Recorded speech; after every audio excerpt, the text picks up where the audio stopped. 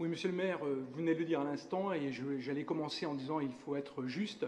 Je vous concède que cette opération de refinancement pourrait permettre non seulement d'écrêter, comme vous venez de le dire, le montant à rembourser en 2026, mais également d'alléger un peu, quelque peu, les charges financières, les charges d'intérêt de la ville, au moins sur la période 2019-2025.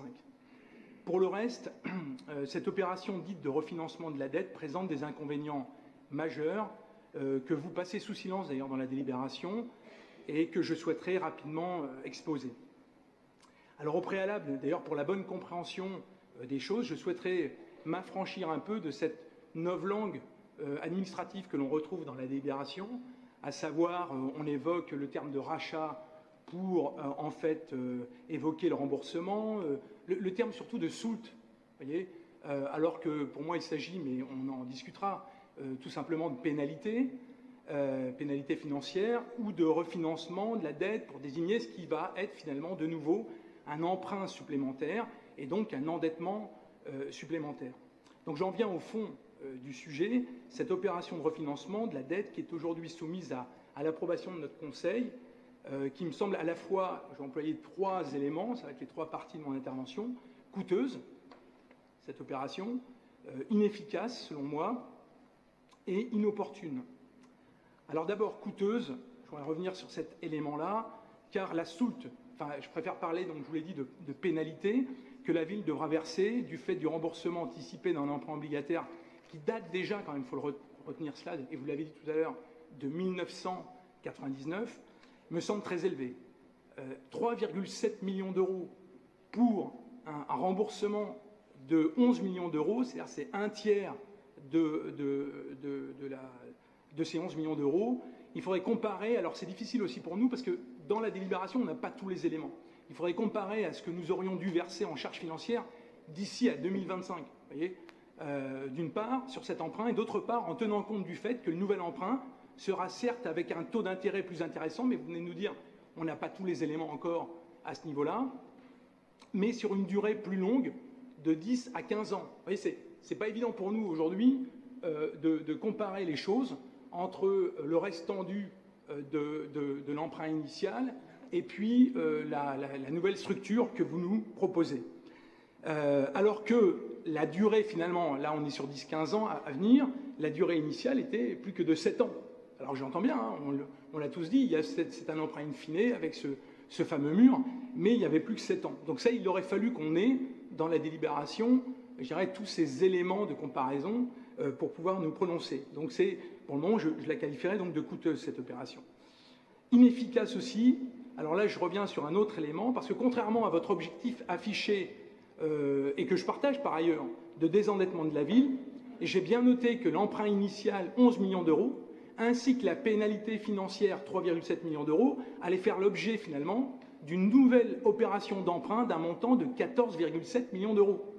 Ce qui mécaniquement va entraîner une augmentation de la dette de 3,7 millions d'euros, contrairement à votre volonté affichée de désendettement des finances de la ville. Même dans la délibération, quand on lit bien, vous commencez par dire « notre objectif, c'est le désendettement ». Or, en fait, dans cette opération, on va s'endetter de façon plus importante. Alors, sur ce point, vous reconnaîtrez quand même chez moi une constance, puisqu'en début d'année, au moment de l'examen de la délibération de l'affectation des résultats de l'exercice 2018, j'avais défendu, en vain d'ailleurs, l'idée qu'il fallait affecter une plus grande part de l'excédent sur les investissements, d'autant plus que le contexte budgétaire a changé, ce qui rend cette délibération, pour moi, inopportune. C'est là-dessus que je vais revenir, sur le 3e point. Pourquoi est-elle inopportune? Car vous aviez prévu en recettes d'investissement, je reviens à ce qu'on a vécu en mars dernier, des sommes provenant de cessions d'actifs de la vente envisagée de la métropole, de bâtiments appartenant à la ville, alors qu'il semble aujourd'hui que cette vente soit de moins en moins certaine, pour au moins, je parle de l'un des 2 bâtiments en question. Cela va donc déséquilibrer notre budget d'investissement, à moins que vous me répondiez sur cette question-là, comme l'ont signé d'ailleurs à juste titre mes 2 collègues de mon groupe, même si, évidemment, on a une petite divergence tous les 3 là-dessus. Je pense que les différends politiques doivent se régler dans l'enceinte du conseil municipal sur un terrain politique et non pas devant les tribunaux, d'autant que, je le dis comme ça, mais légalement, cette saisine doit être l'œuvre de la préfète, normalement, dans le cadre de son contrôle de légalité, et je pense que cette démarche a peu de chances d'aboutir. Mais on verra, l'histoire nous le dira. Donc en conclusion, et pour vous donner des marges de manœuvre supplémentaires en fonctionnement, parce que c'est ça que vous faites, en fait, quelle est la réalité de cette opération? Quelle est la réalité de cette opération? En faisant cette opération de refinancement, vous allégez les charges financières de la ville, donc c'est-à-dire la partie fonctionnement de notre budget. Donc ça va vous donner des marges de manœuvre supplémentaires en fonctionnement, mais par contre, vous impactez l'investissement. Et ça, je veux dire, c'est un choix fort pour moi dans cette affaire. Ben oui, parce que quand vous augmentez la dette, fatalement, ça impacte l'investissement. C'est exactement d'ailleurs ce que les Français reprochent à l'État aujourd'hui, aux différents gouvernements d'ailleurs qui se sont succédés depuis quelques années, puisqu'à chaque fois ils font le choix de reporter l'impact financier sur les futures générations plutôt que d'avoir une gestion vertueuse des données publiques. Donc là, on est vraiment sur le transfert de l'investissement vers le fonctionnement. Dans ces conditions, je ne pourrais pas voter favorablement sur cette délibération afin de ne pas augmenter à nouveau la dette de la ville. Je vous remercie.